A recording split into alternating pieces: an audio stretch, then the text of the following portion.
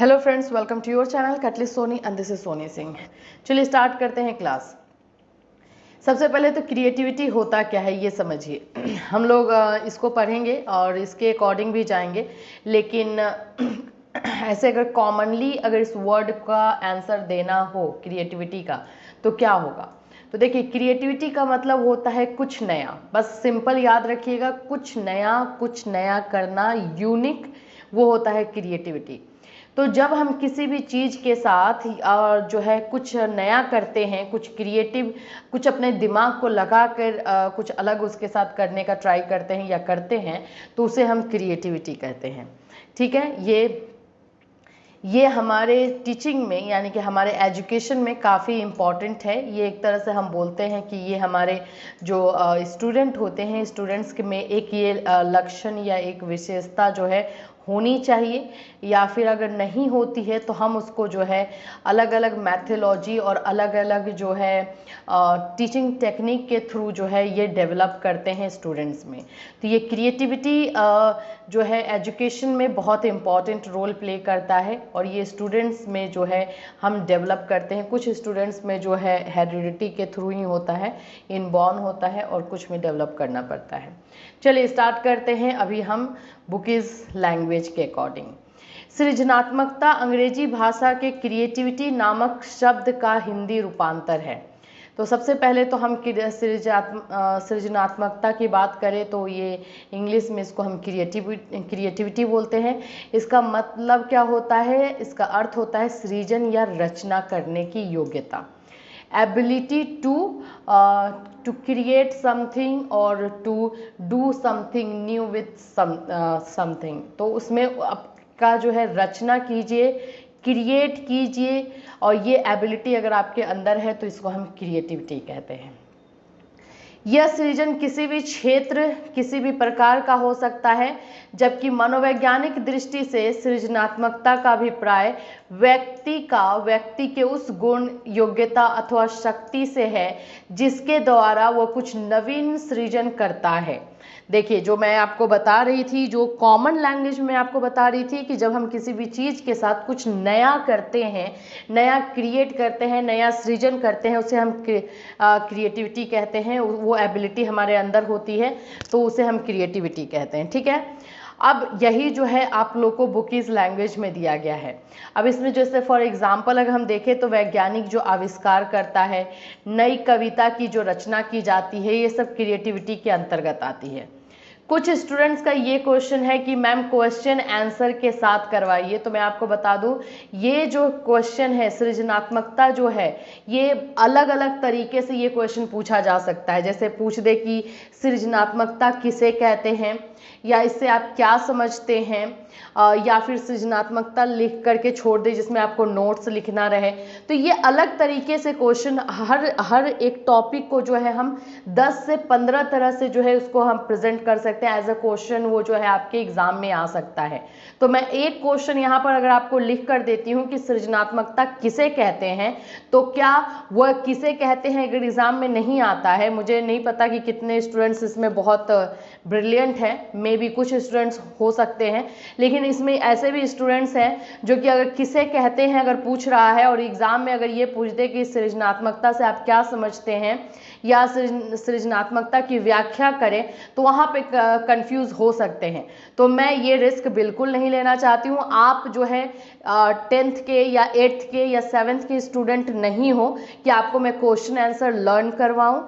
यहाँ पे एक टॉपिक हम जो है मैं एक्सप्लेन कर रही हूँ, उस टॉपिक से रिलेटेड किसी भी तरह का क्वेश्चन अगर वहाँ पे देता है, थोड़ा सा हट कर दे या ट्विस्ट करके दे, तो आप में ये एबिलिटी होनी चाहिए कि आप उसको जो है जज कर पाओ कि अच्छा ये क्वेश्चन आया है तो ये जो है इस टॉपिक से पूछा गया, उसको मैं इस तरह से लिख सकती हूँ या लिख सकता हूँ। तो ये आप अपने दिमाग में ध्यान से रखिए। क्वेश्चन आंसर नहीं करवाया जा रहा है, यहाँ पे टॉपिक आपको एक्सप्लेन किया जा रहा है जिसको आपको अपने लैंग्वेज में लिखना है। और जहाँ तक बात है कि आप ये बोलते हो कि बुकीज लैंग्वेज को एक्सप्लेन ना कीजिए, तो भाई आपको बुकीज लैंग्वेज को ही पढ़ना है। आपको आपके ऊपर है कि आप उसको अपने लैंग्वेज में कन्वर्ट करो। अगर मैं अपने लैंग्वेज में आपको दे देती हूँ जो कि इजी होगा, तो आपको ये डिफ़िकल्ट वर्ड्स कैसे समझ में आएगा? और एग्ज़ाम में यही डिफ़िकल्ट वर्ड रहा तो फिर तो आप इजी वर्ड जो है वो ढूंढते रह जाओगे ना। थोड़ा सा अपना भी सेंस लगाइए कोई भी क्वेश्चन करने से पहले। अगर आपको इस तरह से करवाया जा रहा है तो इसके पीछे कुछ ना कुछ रीज़न है।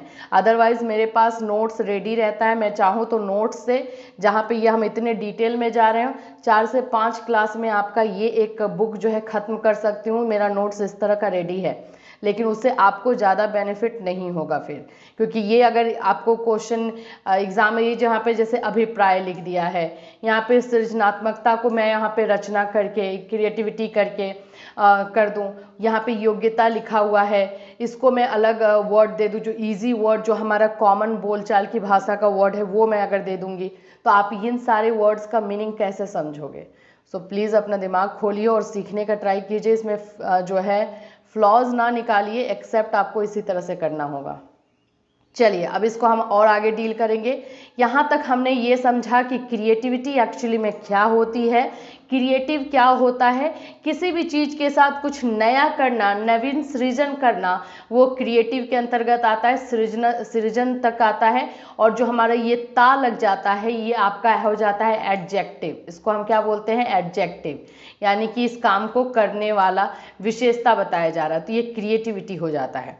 अतः स्पष्ट है कि यदि कोई व्यक्ति परंपरा से हटकर जो हो चुका है उससे अलग कोई नवीन कार्य करता है, उसे सृजनात्मकता कहा जाता है। ठीक है, कुछ अलग यूनिक काम, जैसे हम यूनिक लैंग्वेज अपने कॉमन लैंग्वेज में बोल सकते हैं यूनिक, नया, कुछ ऐसा कार्य करता है किसी चीज के साथ, तो वो क्रिएटिविटी कहलाता है। चलिए अब इसकी परिभाषा हम देखेंगे कि किस तरह से जो है फिलोसफर्स ने डेफिनेशन दी है इसकी। तो सबसे पहला डेफिनेशन देखेंगे क्रो एंड क्रो का। क्रो एंड क्रो के अकॉर्डिंग जो है क्रिएटिविटी मौलिक परिणामों को अभिव्यक्त करने की मानसिक प्रक्रिया है। तो यहाँ पे बस एक ही वर्ड जो है क्रो एंड क्रो के लिए याद रखना है, मानसिक प्रक्रिया। According to Crow and Crow creativity is a mental process. इन्होंने इसको मेंटल प्रोसेस बताया है, मौलिक परिणामों का को अभिव्यक्त करने का जो है मेंटल प्रोसेस बताया है। ठीक है, ड्रेवर ने क्या बोला है? ड्रेवर के अकॉर्डिंग है क्रिएटिविटी मुख्यतः नवीन रचना या उत्पाद होती है, कुछ नया करना, न्यू क्रिएट करना जो है वो क्रिएटिविटी के तहत आता है। ठीक है, ड्रेव हॉल ने क्या कहा है? ड्रेव हॉल के अकॉर्डिंग सृजनात्मकता वह मानवीय योग्यता है जिसके द्वारा वह किसी नवीन रचना या विचारों को प्रस्तुत करता है। तो क्रिएटिविटी एक जो है ह्यूमन एबिलिटी है, मानवीय योग्यता मतलब ह्यूमन एबिलिटी है, जिसके द्वारा बाय दैट वो जो है नया रचना, न्यू जो है बोल सकते हैं क्रिएशन या नए विचारों का क्रिएशन जो है प्रस्तुत करता है। ये ड्रेव हॉल ने बोला है। स्टेगनर एंड कॉर्वॉक्सी के अकॉर्डिंग अगर हम देखें तो सृजनात्मकता में पूर्ण अथवा आंशिक रूप से नवीन वस्तु का उत्पादन निहित है। तो क्रिएटिविटी में जो है पूर्ण बोलिए, पूरी तरीके से या आधे रूप से जो है नया चीज होना ही चाहिए। नवीन वस्तु का उत्पादन या नए चीज का, चाहे नया ज्ञान हो, नई वस्तु हो, वो उसका उत्पादन होता है। तो यहाँ पर आप लोगों को 1 2 3 4 मिला है। स्टेन का यहाँ एक और है, 5 डेफिनेशन है। ये क्वेश्चन आएगा तो लॉन्ग में आएगा, क्रिएटिविटी क्वेश्चन आता है, तो इसको आप वीवीआई करके, वीवीआई वेरी वेरी इंपॉर्टेंट नहीं है बट यस इंपॉर्टेंट है, तो इंपॉर्टेंट करके लिख लीजिएगा, ये क्वेश्चन आ सकता है। ठीक है, तो ये हाँ एक और चीज़ मैं बता दूँ, ये स्टेटमेंट को प्लीज़ चेंज मत कीजिएगा। अभी जब हम मुझे जो है कुछ इंस्ट्रक्शंस मिले हुए हैं, मैं बीएड की कॉपी जो है चेक करने के लिए यहाँ पे कुछ इंटरनल एग्ज़ाम लिए गए थे, जिस यूनिवर्सिटी में मैं अभी पढ़ा रही हूँ उसके मैं बात कर रही हूँ, तो वहाँ पर जो है कुछ एग्ज़ाम, इंटरनल एग्ज़ाम हुए हैं, तो उसको कॉपी चेक करने के लिए, करेक्शन करने के लिए जब हमें बुलाया गया है तो हमें कुछ एक नया इंस्ट्रक्शंस दिया गया है।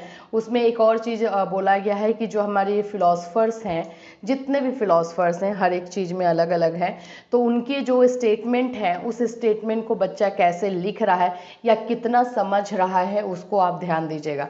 तो मैं आपको सजेस्ट करूँगी कि प्लीज़ स्टेटमेंट को आप चेंज ही मत कीजिए, क्योंकि इसमें एक वर्ड इधर या उधर हो जाए, क्योंकि देखिए ये फिलोसफर्स हैं, ये सब अपना स्टेटमेंट बनाए हैं तो कुछ सोच समझ कर बनाए हैं। एक भी वर्ड इधर से उधर कीजिएगा तो उसका मीनिंग अलग निकल जाएगा, और अलग मीनिंग हो जाएगा तो फिर आप लोग को मार्क्स नहीं मिलेगा। ये क्लियरली हमें अभी इंस्ट्रक्शंस ये दिया गया है, ठीक है। तो स्टेन का यहाँ पर है, इसमें से 1 2 3 4 5 हो गए, 4 कोई लिख लीजिएगा, 4 सफिशियंट होता है लॉन्ग क्वेश्चन आंसर के लिए, 4 फिलोसफर का। तो अब हम बोल सकते हैं कि क्रिएटिविटी वह एबिलिटी है जो मनुष्य को किसी समस्या का बौद्धिकता पूर्वक निराकरण करने या खोजने के लिए नवीन विधि से सोचने तथा विचार करने में सक्षम बनाती है। अब इन शॉर्ट, जैसे मैं आपको बोलती हूँ ना कि आप लोग कंक्लूजन दिया कीजिए, तो जहाँ पे ये अतः लिखा हुआ है इसको आप कंक्लूजन में लिख सकते हो। यहाँ पे क्या लिख सकते हो, कंक्लूजन, या फिर आप हिंदी में निष्कर्ष, ठीक है, निष्कर्ष। तो इसमें आप बोल सकते हो कि सृजनात्मकता यानी कि क्रिएटिविटी एक तरह की एबिलिटी है। क्या है ये, एक तरह की एबिलिटी है जो इंसान को, मनुष्य को जो है अपने प्रॉब्लम से लड़ने के लिए, प्रॉब्लम से हमें जो लड़ना है उसके लिए हमें दिमागी तौर पे बौद्धिकता पूर्वक होता है, यानी मेंटल, मानसिक तौर पे जो है उसकी समस्याओं को खोजने की विधि बताता है और उसमें हमें सक्षम बनाता है, हमें एबल बनाता है, ठीक है। ये है सृजनात्मकता यानी कि क्रिएटिविटी। अब हम देखेंगे कि सृजनात्मक बच्चों की विशेषता, ऐसे क्रिएटिव चिल्ड्रन होते हैं, इन लोगों की क्या विशेषता होती है। सबसे पहला है एक ही समय में बहुत से विचारों को सम्मुख रखने की योग्यता। मतलब कि हम अपने दिमाग में, जाहिर सी बात है, बहुत सारे विचार, बहुत सारे थॉट हमारे दिमाग में रहते हैं, लेकिन एक ही टाइम में सारे विचार आपके दिमाग में जो है क्या बोलते हैं उसको, जागृत रहें, मतलब कि आप सभी विचार जो है आपके फोकस में रहें। ऐसा होता है हमारे दिमाग में ना कि एक विचार अगर आया तो दूसरा विचार या तीसरा थॉट जो है ब्लर हो जाता है, ब्लरी हो जाता है हमारे दिमाग में। लेकिन क्रिएटिव चिल्ड्रन की ये विशेषता है कि उनके दिमाग में सभी विचार, सभी थॉट जो है वो ब्लर नहीं, एकदम क्लियर एंड क्रिस्टल क्लियर रहते हैं, ताकि बच्चे जो भी चाहें वो अच्छी तरीके से अपने आप को प्रेजेंट कर पाए। सृजनात्मक बच्चे बहुत से विचारों को अपने दृष्टिकोण के क्षेत्र में ले आते हैं। अब जैसे उनको जो भी बातें बोलनी है ना, किसी भी एक टॉपिक के बारे में उनको अगर अपनी बातें बोलनी है तो एक ही दृष्टिकोण से नहीं बोलेंगे, एक पर्सपेक्टिव से नहीं बोलेंगे, उनके पास बहुत सारे पर्सपेक्टिव होते हैं, क्योंकि हर पर्सपेक्टिव का उनके पास विचार होता है, थॉट होता है, तो हर एक पर्सपेक्टिव को यूज करके जो है उन सारी बातों को रखते हैं। दूसरा है स्वतंत्र फैसला, independence of judgement. Creative children का ये होता है कि अपना डिसीजन, अपना जजमेंट लेने के लिए वो फ्री होते हैं और किसी के दबाव में या किसी के कहने पे फोर्सफुली अपना डिसीजन नहीं लेते हैं, ठीक है। तीसरा है जटिल घटनाओं के लिए प्राथमिकता, प्रेफरेंस फॉर कॉम्प्लेक्स फिनोमेना। अब क्या है कि हमारे लाइफ में बहुत सारे प्रॉब्लम्स आते हैं, कुछ प्रॉब्लम्स जो है छोटे होते हैं, कुछ जो है बहुत ही छोटे होते हैं, कुछ जो है बहुत ही क्रिटिकल प्रॉब्लम्स आते हैं। जो क्रिटिकल प्रॉब्लम्स आते हैं उसको जो है हम किस तरह से, और ये हमें सेलेक्ट करना नहीं, ये 3 प्रॉब्लम आपकी लाइफ में है तो आपको तो खुद पता करना पड़ेगा कि भाई ये मेरा भी सबसे ज़्यादा जो है डिफ़िकल्ट प्रॉब्लम है और ये सबसे जो है प्राथमिक, इसको प्राथमिकता देना है, प्रायोरिटी देनी है और इसको सॉल्व करना है। तो हम जो है अपनी लाइफ में अपने घटनाओं को, अपने प्रॉब्लम्स को चुनते हैं और बोल सकते हैं कि उसमें ही ज़्यादा इंटरेस्ट हमें आता है, क्योंकि जो क्रिएटिव चिल्ड्रन होते हैं उनको ये साधारण, ये छोटे मोटे समस्याएं या छोटी मोटी चीज़ें जो हैं उनको उतना ज़्यादा अट्रैक्ट नहीं करती है। जो जितना डिफ़िकल्ट होता है, जो जितना जटिल होता है, उतना ज़्यादा अट्रैक्ट किसको करते हैं, हमारे क्रिएटिव चिल्ड्रन के। इसके जस्ट अपोजिट अगर बोले तो साधारण जो बच्चे रहेंगे वो इस सारी समस्याओं को नहीं देखेंगे, वो इसको इग्नोर करेंगे, भाई ये तो बहुत डिफिकल्ट है, या तो मम्मी पापा के पास चलो या किसी का हेल्प ले लो। लेकिन जो क्रिएटिव चिल्ड्रन होते हैं वो नहीं, वो सोचते हैं कि इसको पहले मैं ही सॉल्व करूँ या मैं ही पहले इसको लूँ। तो ये चीज़ें जो है उनमें पाई जाती है।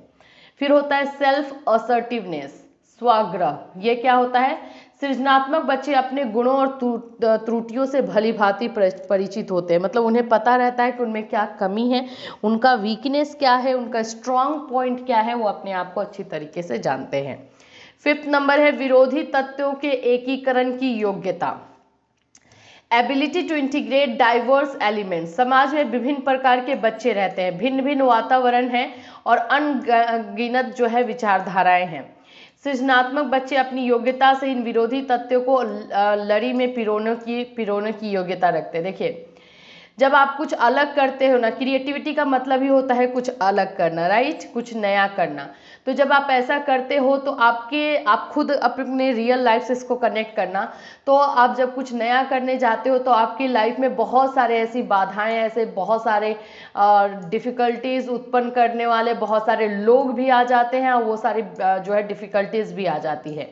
तो जो क्रिएटिव स्टूडेंट होते हैं, अब इसकी वजह से, इन सारे प्रॉब्लम्स की वजह से ऐसा नहीं कि अपने डिसीजन से पीछे हट जाए, इन सारे प्रॉब्लम्स को अच्छी तरीके से जो है हैंडल करते हैं और उनकी एक एबिलिटी होती है इन सारे विरोधी तत्वों को हैंडल करने में।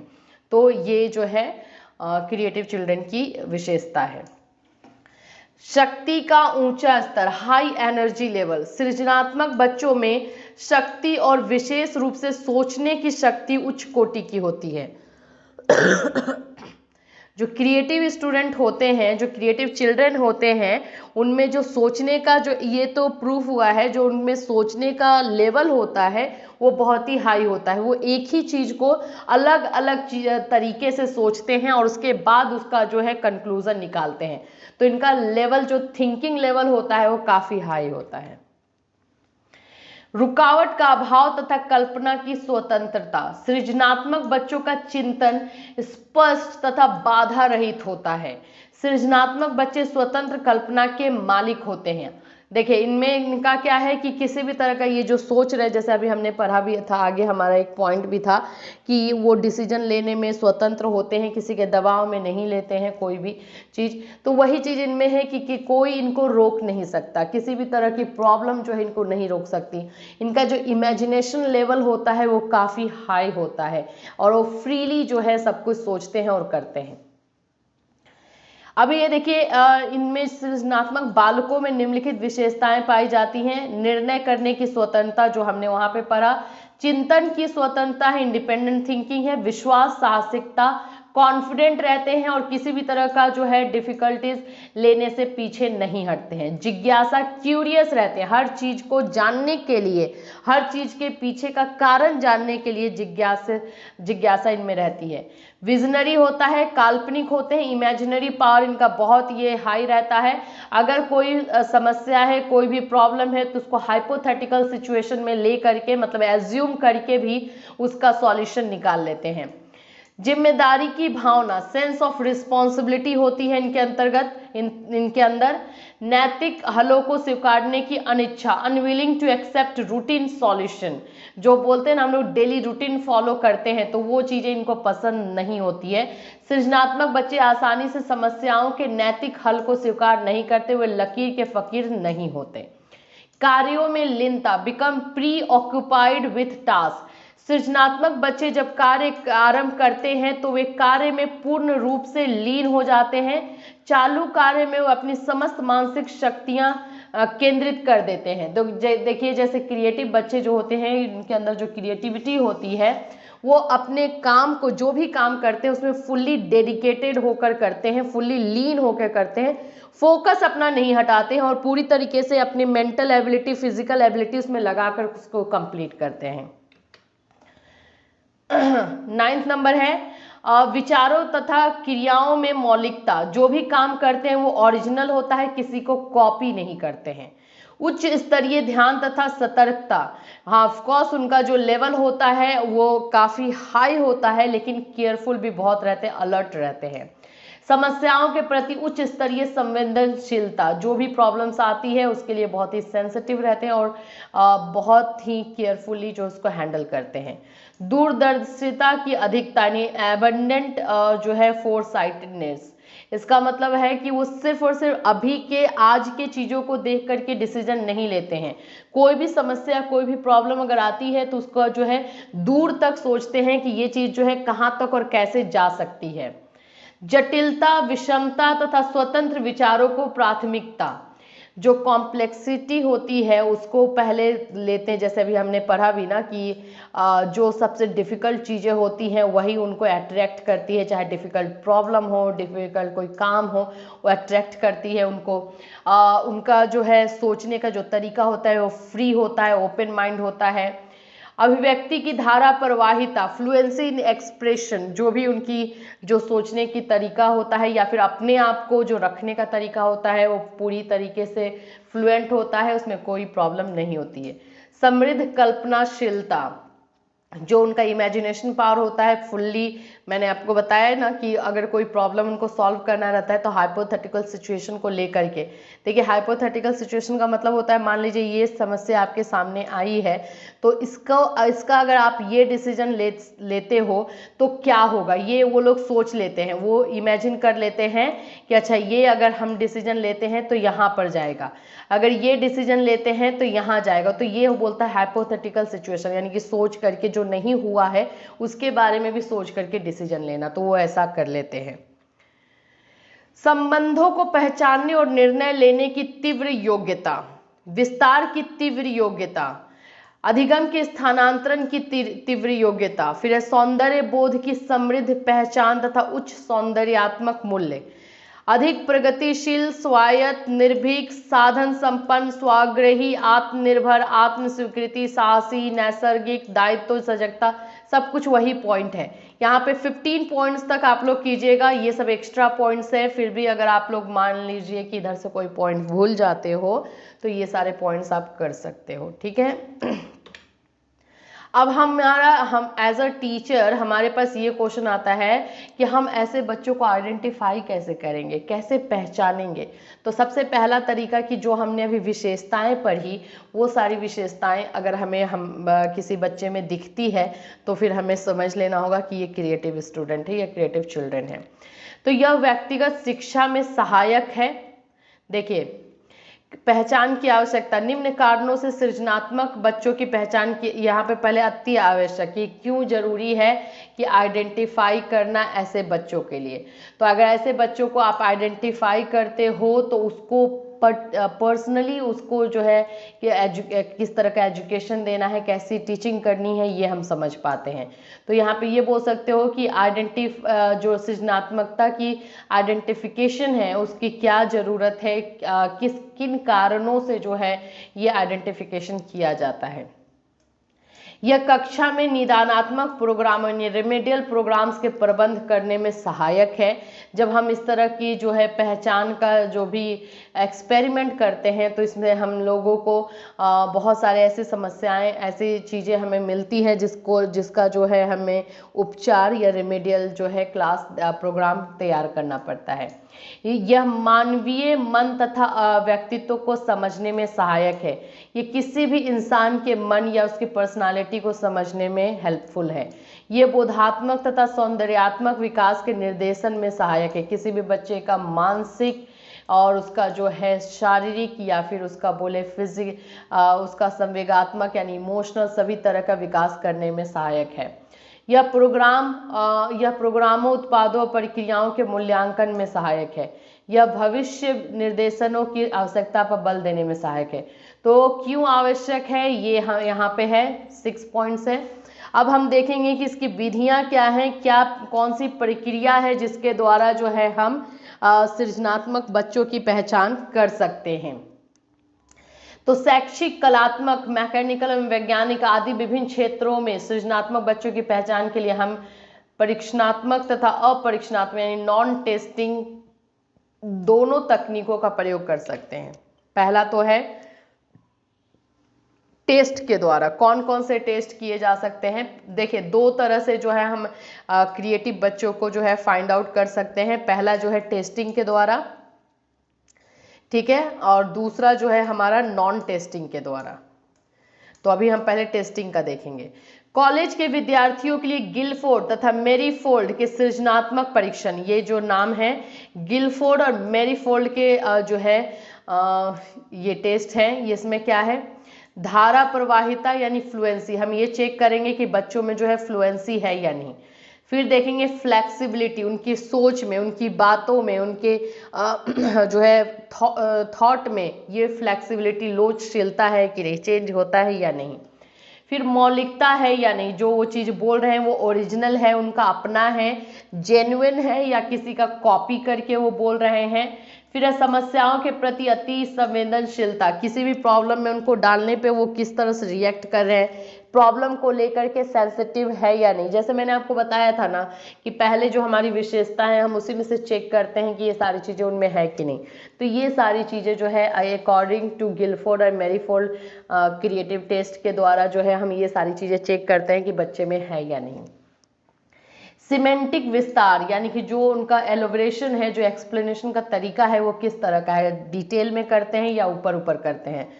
फिर है पुनर्परिभाषा, रीडेफिनेशन, फिर हम ये चेक करेंगे कि उनका पुनर्परिभाषा यानी कि हर चीज़ को रिपीट करने का या फिर से उसको डिफाइन करने का उनका तरीका क्या है। तो ये 6 चीज़ें जो है हम ये चेक करते हैं कि बच्चों में है या नहीं, तब हम उनको जो है क्रिएटिविटी टेस्ट के अकॉर्डिंग जज करते हैं। दूसरा जो टेस्ट है टॉरेंस का सृजनात्मक चिंतन का मिनीसोटा परीक्षण। क्या है ये? Minnesota test of creative thinking.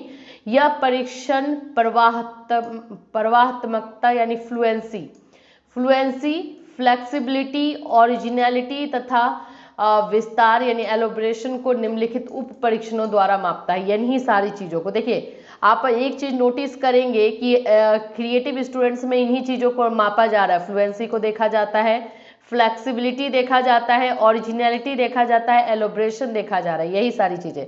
यहाँ पर जो है और भी है, लेकिन इसमें जो यही चीज़ों को देखा जाता है।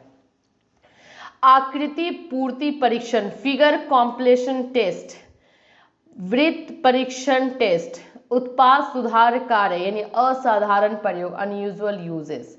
देखिए, ये मैं आपको बता देती हूँ थोड़ा ये है क्या। अगर आपने रीजनिंग अगर किया हो तो उसमें आप देखोगे ना कि बहुत सारे पिक्चर दिए हुए रहते हैं, जैसे इसमें है इस तरह से है, दूसरा पिक्चर जो रहेगा इस तरह से रहेगा, ठीक है, तीसरा पिक्चर ऐसे रहेगा, फिर पूछेगा कि चौथे पिक्चर में कौन सा आएगा, ठीक है। तो ये आकृति पूर्ति परीक्षण हो जाता है। ये बच्चे का ये देखा जाता है ऑब्जर्वेशन और कितना जो है वो ऑब्जर्व करके बता सकता है ये चीज़ें।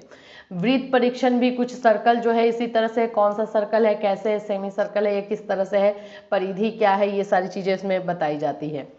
तो ये सारे टेस्ट जो है लिए जाते हैं टॉरेंस का सृजनात्मक चिंतन में, लेकिन उसमें भी चेक यही चीज़ें की जाती है, फ्लुएंसी की जाती है, फ्लेक्सिबिलिटी की जाती है, ओरिजिनलिटी की जाती है, एलोब्रेशन किया जाता है।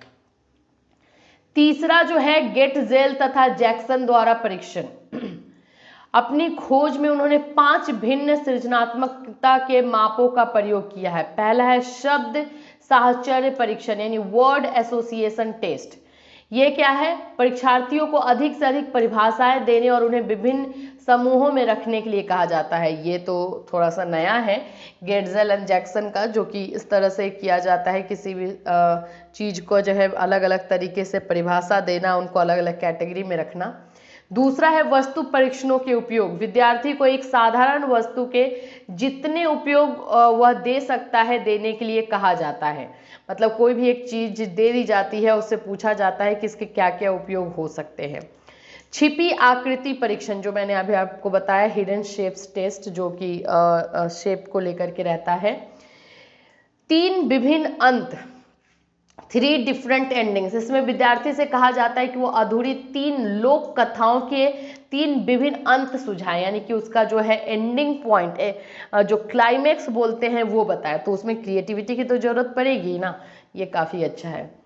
समस्याओं की पूर्ति, मेकअप प्रॉब्लम्स, एक पूर्ण पैराग्राफ में दी गई सूचना के आधार पर विद्यार्थियों से कहा जाता है कि वो जितनी गणितीय समस्याओं की पूर्ति कर सकता है करे। तो इस तरह से जो है टेस्ट लिया जाता है तीसरे नंबर पे। ठीक है, ये अभी तक हमने जो है समझा किसके बारे में, तीन तरह से ना टेस्टिंग के द्वारा। तो ये हुआ गिलफोर्ड था मैरीफील्ड के द्वारा, ये अलग से भी तो आने का चांस नहीं है, पूछ सकता है कि प्रयोग कैसे होते हैं, ये परीक्षण कैसे होते हैं। दूसरा टॉरेंस का था मिनीसोटा, तीसरा जो है गेटजेल का जैक्सन का है। ठीक है, ये काफ़ी इंपॉर्टेंट लग रहा है, मीन्स काफ़ी इंपॉर्टेंट मीन्स इंटरेस्टिंग लग रहा है। सृजनात्मकता के भारतीय परीक्षण, इंडियन टेस्ट ऑफ क्रिएटिविटी क्या है? तो पहला है पासी की सृजनात्मक परीक्षणों की माला, 1972 में ये हुआ था। यह माला शाब्दिक यानी वर्बल तथा अशाब्दिक यानी नॉन वर्बल दोनों परीक्षणों का प्रयोग करती है, जैसा कि देखने की समस्या, किसी भी चीज को, असाधारण उपयोगों के परीक्षण, परिणाम परीक्षण, जिज्ञासुता का परीक्षण, वर्ग पहेली परीक्षण तथा सृजनात्मकता का ब्लॉक परीक्षण। यह विविध क्षेत्रों में 15 भिन्न अंक देती है, जैसा कि प्रवाहिता, लोचशीलता, मौलिकता, जो चीजें थी, प्रवाहिता यानी कि फ्लुएंसी, लोचशीलता यानी फ्लेक्सिबिलिटी, फिर ये ओरिजिनलिटी, इन्हीं सारी चीज़ों को चेक किया जाता है, लेकिन टेस्ट करने का तरीका अलग है। पासी के सृजनात्मक परीक्षणों की माला को पंजाब की जनसंख्या के लिए मानकीकृत किया गया है। इसे विभिन्न क्षेत्रों में सृजनात्मक प्रतिभा की पहचान के लिए प्रयुक्त किया जाता है। देखिए, सबसे पहले तो आपको किसी भी चीज को देखने का किस तरह का आपका नजरिया है, तो आपके नजरिए को चेक। दूसरा जो है असाधारण उपयोगों के परीक्षण, कोई भी चीज का जो है कैसे अनयूजुअल यूज किया जा सकता है, वो परिणाम जो रिजल्ट आता है उसका टेस्ट। फिर है कि उस इंसान में जो है क्या, कितना वो क्यूरियस है, कितना वो जान सकता है, कितना वो जिज्ञासु है, किसी भी चीज को जानने के लिए वो क्या क्या कर सकता है। फिर उसके बाद चौथा आपका है, पांचवा है वर्ग पहेली, पहेली दिया जाता है, वर्ग पहेली रहता है वो। 6 नंबर है सृजनात्मक ब्लॉक परीक्षण, ब्लॉक रहता है, जिस तरह से वो मैंने आपको पिक्चर वाला बताया वैसे वो ब्लॉक करके रहता है, इस तरह से बनाया हुआ रहेगा। पूछा जाएगा कितना ब्लॉक है, या ट्राइंगल भी पूछा जाता है, स्क्वायर पूछा जाता है कि कितने हैं, तो उस तरह से। अब हम देखेंगे बाकर मेहंदी का सृजनात्मक चिंतन का शाब्दिक तथा अशाब्दिक परीक्षण, ये बाकर मेहंदी का है, ये 1973 में स्टार्ट हुआ। शाब्दिक रूप उपयोग करता है, क्या होगा परीक्षण, परीक्षण क्या होगा, वस्तुओं के नए उपयोग, किसी भी चीज का किस तरह से नए तरीके से उसका उपयोग हो सकता है, नए संबंधों के परीक्षण, रुचि की चीजों का सृजन। अशाब्दिक परीक्षण में क्या होता है, चित्र निर्माण, आपको चित्र बनाने दिया जाएगा, चित्र पूर्ति, कुछ चित्र बना रहेगा वो हाफ रहेगा, इनकम्प्लीट रहेगा, आपको कंप्लीट करने के लिए दिया जाएगा। ज्यामितियां, आकृति, जो ट्राइंगल जो था, या फिर कोई और भी शेप्स जो आपको दिया जाएगा वो आपको यह बनाना होगा, पहचानना होगा, कितने हैं ये भी पहचानना होगा। तो ये होता है बाकर मेहंदी। ये हो गए टेस्टिंग के थ्रू, ठीक है, टेस्टिंग के थ्रू इतने हुए। अब देखेंगे बिना टेस्ट के, by using non testing techniques, बिना टेस्ट के जो है हम कैसे बच्चे सृजनात्मक हैं या नहीं, क्रिएटिव हैं या नहीं, ये पता करें। तो इसके लिए बच्चे में सृजनात्मक पहलू का मूल्यांकन बिना परीक्षण तकनीकों के द्वारा कैसे होगा, अवलोकन, सबसे पहले ऑब्जर्वेशन मेथड, ठीक है, किस मेथड से, बच्चों को आप ऑब्जर्व कीजिए तो आपको खुद ही आपके क्वेश्चन का आंसर मिलेगा, ठीक है। स्थिति तकनीक, सिचुएशनल टेक्निक्स, मूल्य निर्धारण स्केल यानी रेटिंग स्केल, आप खुद रेट करेंगे उनको, चेकलिस्ट, जांच सूची, रुझान परीक्षण यानी एप्टीट्यूड टेस्ट लिया जाएगा, दृष्टिकोण स्केल, एटीट्यूड स्केल्स, किस चीज को किस तरह से देखने का तरीका है वही, रुचि प्रश्नावली यानी कि इंटरेस्ट इन्वेंट्रीज, व्यक्तित्व प्रश्नावली यानी पर्सनालिटी इन्वेंट्रीज, मूल्य अनुसूची यानी वैल्यू स्केड्यूल, साक्षात्कार यानी इंटरव्यू, और फिर परियोजनात्मक तकनीक यानी प्रोजेक्टिव टेक्निक्स, किसी तरह का प्रोजेक्ट दे करके। तो इन 10 तरीके से 11 तरीकों से जो है बिना टेस्ट के भी आप पता कर सकते हो कि बच्चे जो है सृजनात्मक हैं या नहीं, ठीक है। अब हम देखेंगे कि क्रिएटिविटी और एजुकेशन का क्या रिलेशन है। जैसे मैंने आपको स्टार्टिंग करने से ही पहले बताया कि किस तरह से जो क्रिएटिविटी हमारे एजुकेशन में इम्पॉर्टेंट रोल प्ले करती है। अब आइए हम इसको में समझते हैं। सृजनात्मकता का शिक्षा एवं अन्य क्षेत्रों में विविध उपयोग है। कैसे? शिक्षा द्वारा सृजनात्मकता की क्षमता का विकास होता है। क्रिएटिविटी के थ्रू ही हमारे बोल सकते हो कि बहुत सारे क्रिएटिव बोल रही हूँ, एजुकेशन के थ्रू जो है हमारे बहुत सारी जो एबिलिटी है, जो क्रिएटिव एबिलिटी है, उसका डेवलपमेंट होता है। हर किसी के अंदर बहुत सारी जो है खूबियाँ होती हैं, बहुत सारे क्वालिटीज़ होते हैं, लेकिन ऐसा भी होता है कि वो बाहर नहीं निकल पाते हैं। तो हम एजुकेशन के थ्रू जो है बाहर निकालते हैं। जैसे मैंने स्टार्ट किया था तभी मैंने बताया था, कुछ लोगों में जो है क्रिएटिविटी बाय बर्थ होता है, इनबॉर्न होता है, कुछ लोगों में जो है डेवलप करना पड़ता है, विकास करना पड़ता है, लेकिन हो सकता है वो एकदम, तो वो शिक्षा के द्वारा होता है, वो एजुकेशन के द्वारा होता है। एवं सृजनात्मकता की शिक्षा बालकों को प्रदान करके उनके जीवन को सफल बनाया जा सकता है।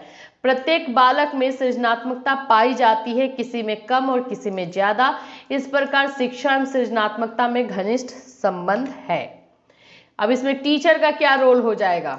टीचर का रोल होगा क्या इसमें? ऑफ कोर्स होगा, क्योंकि जो भी आप रूल बनाइए, जो भी सिस्टम बनाइए एजुकेशन का, कितना भी अच्छे से अच्छा सिस्टम लेकर आ जाइए, टीचर को ही इम्प्लीमेंट करना है। अगर टीचर ही सही नहीं निकला तो उसका इम्प्लीमेंटेशन जो है बिल्कुल सही तरीके से नहीं हो पाएगा।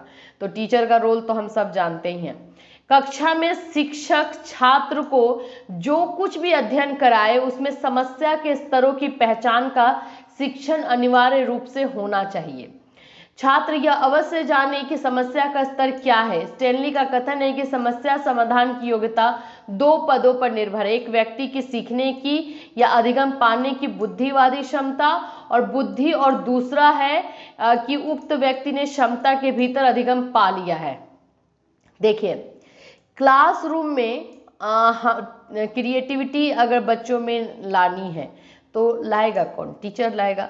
तो क्लासरूम में टीचर्स जो भी चीज़ें पढ़ा रहे हैं, चाहे जो भी चीज़ें पढ़ा रहे हैं, उसमें जो भी, अगर मान लीजिए किसी समस्या के बारे में, किसी प्रॉब्लम के बारे में ही जानकारी दे रहे हैं, तो वो जब तक ये ना बताएंगे कि इस प्रॉब्लम का जो है लेवल क्या है, इस प्रॉब्लम को जो है आप कैसे हैंडल कर सकते हो, और या फिर आपका क्या सोच हो सकता है, बच्चे से पूछे ना, उनके विचारों को टटोले ना, उनके विचारों को रखने का मौका ना दे, तब तक बच्चों में ये डेवलपमेंट नहीं पॉसिबल है। तो इसलिए जो है टीचर इसमें इम्पॉर्टेंट रोल प्ले करता है। जो भी चीज़ें पढ़ाई जा रही हैं, जो भी टीचिंग हो रहा है, उसमें क्या प्रॉब्लम बच्चों में आ रही है जो नहीं समझ पा रहे हैं, या फिर वो समझ रहे हैं लेकिन उसको सामने नहीं रख पा रहे हैं, तो ये सब फाइंड आउट करने का काम टीचर का है। और जब तक टीचर जो है स्टूडेंट्स को फ्रीली बोलने के लिए अलाउ नहीं करेंगे, फ्रीली उनके बारे में सोचेंगे नहीं, तब तक ये सृजनात्मकता पॉसिबल नहीं है। विद्यार्थियों में चिंतन की जांच की विधि की कुशलता में वृद्धि की जाए। जो बच्चों का थॉट प्रोसेस है वो ठीक है, किसी में ज़्यादा होगा, किसी में कम होगा, लेकिन वो पहले हम जांचे तो सही कि भाई किस में कितना है, और जिसमें जितना है उसके अकॉर्डिंग उसको जो है टीचिंग प्रोवाइड की जाए, ताकि उसके अंदर से वो निकले या फिर उसमें वृद्धि हो, डेवलपमेंट हो। सृजनात्मक शिक्षण के लिए समस्या निराकरण के संदर्भ में तथ्यों का अधिगम कराया जाए। इससे क्या किया गया, क्या किया जाना चाहिए आदि प्रश्नों के सहयोग से आगे बढ़ा जा सकता है।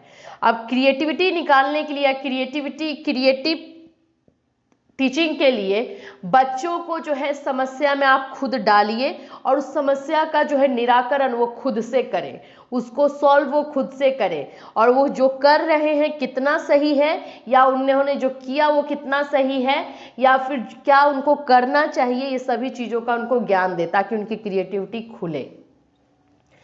शिक्षक का कर्तव्य है कि वो विद्यार्थियों में सही मूल्यांकन करने की आदत एवं प्रवृत्ति का विकास करे। यह सृजन की क्षमता में वृद्धि करता है।